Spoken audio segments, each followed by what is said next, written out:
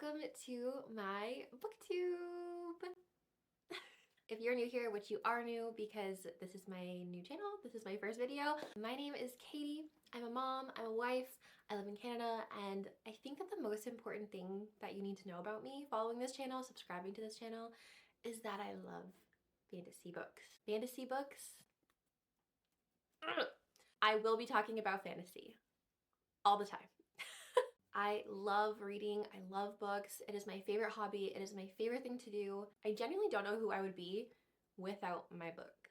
I don't know what that says about me, but I literally don't know what I would do without them. For my first video, I feel like the best way to get to know somebody is through their favorite book. This was so hard to narrow down like my top favorite books and series ever, because for me, I like generally most of what I read. Like, I give most things 4 or 5 stars, honestly, unless I just really don't vibe with it, but mostly that's not the case. I feel like I generally enjoy most of what I read. So it was so hard to narrow down books from like things that I really enjoyed to like my favorite favorites, because I like so many books, I like so many series, I like so many authors, but I did narrow it down to the ones that, like, if you're going to look at Katie, if you're going to look at me and you're going to say, who is this woman? What makes her her? These are the books that I feel like really are specifically my taste. So I'm gonna share them with you. I have a few to go through, so let's get in. The first book that I want to talk about is actually a recent read, and it is Wormwood Abbey by Christina Bear. This book series changed my life. And that sounds so dramatic, but it changed my reading styles. It changed like what I know about myself, as in like what I like to read. This is set in the Victorian era. There are dragons, there's magic, it's just so wholesome and like cozy, but also there's a gothic vibe as well. So it's cozy, it's gothic, there's dragons, Victorian era. Our main character is Edith, and she is a clergyman's daughter. The tagline for this book is, as a Victorian clergyman's daughter, Edith Worms has seen everything until a mythical salamander tumbles out of the fireplace into her lap. And honestly, that right there, that's enough to hook me. And it did. And there's 5 books in the series. They're all right here. These are all 5 books. They all have literally beautiful covers. Like, that is what initially also drew me in, was the covers. They're so gorgeous, like so beautiful. Every single book that I read felt like a warm, cozy hug. Every single book in this series felt like a warm hug. It was just so wonderful. I think wonderful is the best word to describe these books. Just wonderful. And I'm literally going to read everything else that Christina Bear ever releases. I'm so excited to explore more in this world, because she is writing another series that is kind of like a spin-off series. Wormwood Abbey, you have to check it out. So good, perfect. It's everything. Next series, that is one of my favorites, one of the pillars of who I am, is Throne of Glass. And I don't even know how much I need to say about this, because it is literally, it's so good. And it's so popular, and I feel like it's very well loved, and I feel like that's so deserved. Like, this should be well loved. This should be like given all of the awards and just like appreciated. It is such an incredible journey.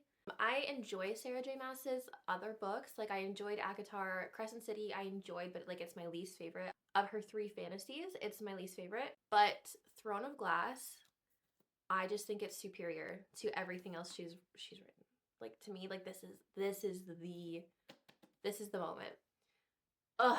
This book starts with an assassin named Selena Sardothian, and she is competing to be the king's champion. Okay, now that is just the very entry level of what these books become, and the world building that we experience, the character developments that we experience, just the magic systems that are incorporated. This whole series, 5 stars. 5 stars. It's incredible. And it will make you cry. It made me cry, at least. It made me feel so many emotions. Every single book made me feel so many emotions in the series. Highly recommend. Highly recommend. If you haven't read Throne of Glass, I think now is the time. I will say, actually, interestingly enough, the first book I gave 3 stars. which is kind of crazy because this is like one of my favorite series of all time. And every other book I think I gave 5 stars. But the first book did not hook me. But, please do not let that deter you from reading this. Like, this is genuinely an incredible series. Incredible. I even have a little Aylin print. Look how beautiful she is. She's so beautiful. The next series that really is such a part of who I am now is also an author, and that author is Brandon Sanderson. I started reading Brandon Sanderson in 2024 at the very beginning, and I think that I read almost 30 of his books by 2025. So I read like most of his library of books, not everything, but most, and life-changing, life-changing. Y'all, I could not say enough good things about Brandon Sanderson, and honestly, even if I tried, there's nothing I could say to like possibly come across how his writing, his characters, the magic, the world building.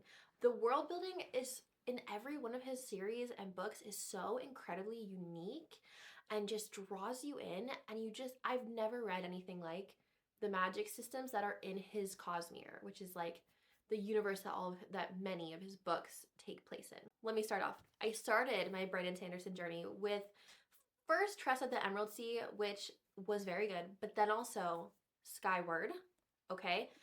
This series was so good, and I feel like in the realm of Brandon Sanderson, it's very underhyped. Like, this was such a good series, and I honestly didn't know if I could like enjoy sci-fi. Like, it just wasn't really my thing. Like, I've never really read much sci-fi.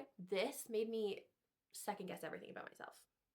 Like, this made me think, maybe I am a sci-fi girly. Maybe I am. So good. So good. This series is made up of 4 books, and I think also 3 novellas. I think 3 novellas. And I read them all, and just amazing. Just amazing. This centers a girl named Spensa. She is such a fun character to read from the perspective of.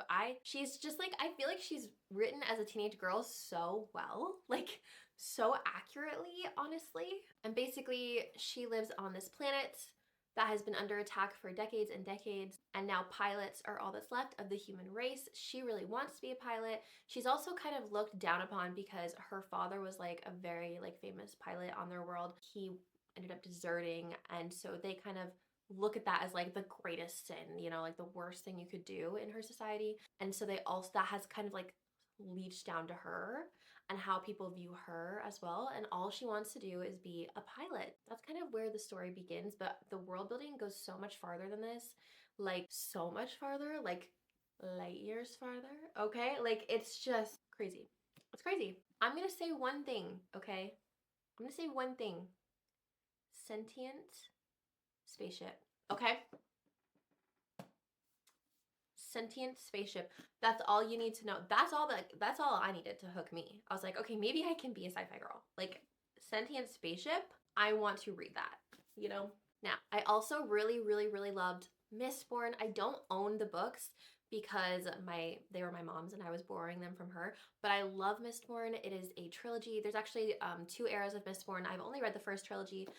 It was so good, so incredible. Like, it's this magic system based on metals and ingesting metals and like having powers that you burn in your body by burning the metals. It's kind of hard to explain. I feel like Brandon Sanderson does a way better job at explaining this. There's a whole cast of characters that are so wonderful, and they're gonna try to overthrow the government. A ragtag group of folks are gonna try to overthrow this tyrannical, evil government, and it goes and explodes so far past that. And the magic system is so unique and incredible. Loved Mistborn. Favorite Brandon Sanderson books, though, my favorite ones that literally altered my brain chemistry, okay? The Way of Kings, the Stormlight Archive. This series, first of all, they're big, chunky boys. They're big, chunky boys, okay? Changed the trajectory of my life, okay? And I know that sounds crazy, okay? But literally, I don't even know how to describe to you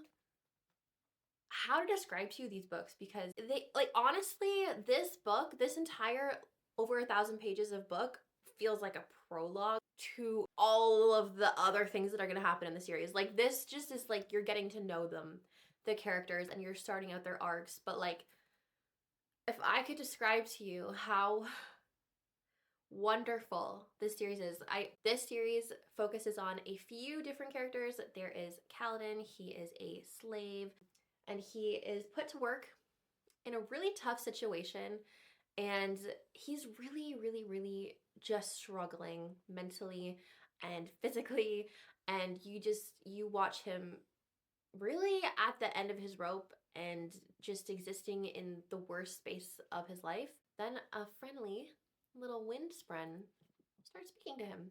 That's where we pick up with Kaladin. We also follow Dalinar, who is seeing visions, okay? He's seeing some visions and he doesn't really know what's going on there. He's like, am I going crazy? And we will find that out. We also follow a girl named Shallan. I always call her Shallon, but her name is Shallan. So she is like trying to save her family. They're in a really poor financial situation. She's trying to do something to help. But it goes so much farther than I literally can't think of words to speak, okay? Highly recommend. Highly recommend. This series is called Daughter of No Worlds. It is The War of Lost Hearts by Carissa Broadbent. It is incredible.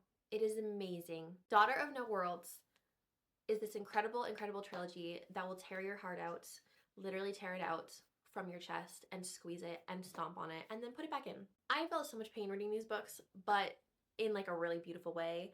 The feelings I was feeling, the emotions I was feeling, like the main characters in this book, the love story is so beautiful and touching, and just the politics, the world building, the magic. I also loved Carissa's other series, which is The Serpent and the Wings of Night. Love that series. But Daughter of No Worlds, there is something special about that trilogy. There is something so special about it, and I really wish more people would read it and give it a chance because it's so incredible.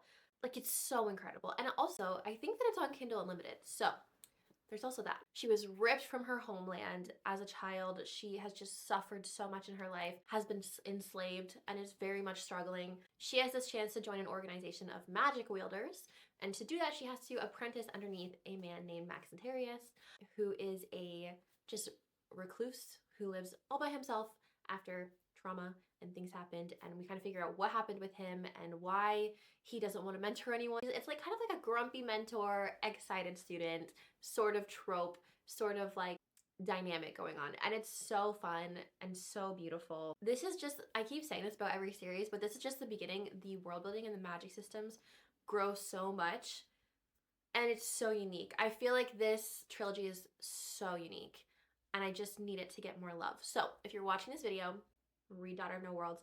You will not regret it. You will not regret it. It's so good. It's so good. Okay, the final books that I want to talk about are Jamie Jo Wright books. These are thrillers. I don't usually enjoy thrillers because I have OCD, and a lot of my OCD is centered around like harm OCD. So I struggle really, really badly with thrillers because there is a lot of like, you know, death and gore and like stabbing and things like that in thrillers and scary books. But Jamie Jo Wrights are the only ones that I've been able to read and have not felt triggered or unable to read them and enjoy them. She always takes two different timelines, one in the past, like 100 years ago, from like 1890 to like, I think she's gone up to like the 1950s, maybe 40s or 50s. So there's that timeline, and then there's another timeline in present day. So there's dual timelines in every one of her thrillers. There is a mystery that is happening in each timeline, but both of the mysteries are intertwined with each other, and each timeline plays off of the other one. It's just the way she entwines the two timelines and what is going on, and how the characters are like learning about the characters that you're also reading from the perspective of in the past, and the present day characters are also like learning about those characters as well. I feel like I'm having such a hard time explaining these books, but they're so good. They're so good. They're creepy, they're gothic, but also they're beautiful, and they do have an underlying faith element. I feel like it's not in your face, and like it's not like preachy at all. It's just there's this underlying current element of faith. And I just think these are so good. She has so many of them as well. I've worked on like reading her whole backlog. I think I have like 2 or 3 left, and she has one coming out in April too, which I'm super excited about. But yeah, Jamie Jo Wright, love these books. Probably the only thrillers that I'm going to enjoy in my life, and I really, really like them. That is it, friends. That is it for my first YouTube video. These are just like the books that I feel like have really shaped me. And if you asked me my favorite ones, these are what I would tell you. Thank you for watching. If you have any fantasy recommendations, please let me know in the comments below, especially like historical fantasy. I've been so into historical fantasy thanks to, again, Wormwood Abbey. Literally changed my life, life-changing. But thank you so much for watching. Please subscribe if you want to, if you enjoy the video, if you love to yap about books. I will be sitting here yapping. I will be sitting here yapping until the end of time. So please subscribe. I almost said follow. Oh my gosh. I'm an Instagram girly. Can you tell? Please subscribe if you want to and like the video. And actually, tell me your favorite book. What's your favorite genre as well? Because I'm curious. I love knowing people's favorite books. If you had to pick one book that described you and like your reading tastes, which book would that be? I'm very curious about that, honestly. Thank you for watching. I hope you have a lovely, beautiful, wonderful day, and goodbye!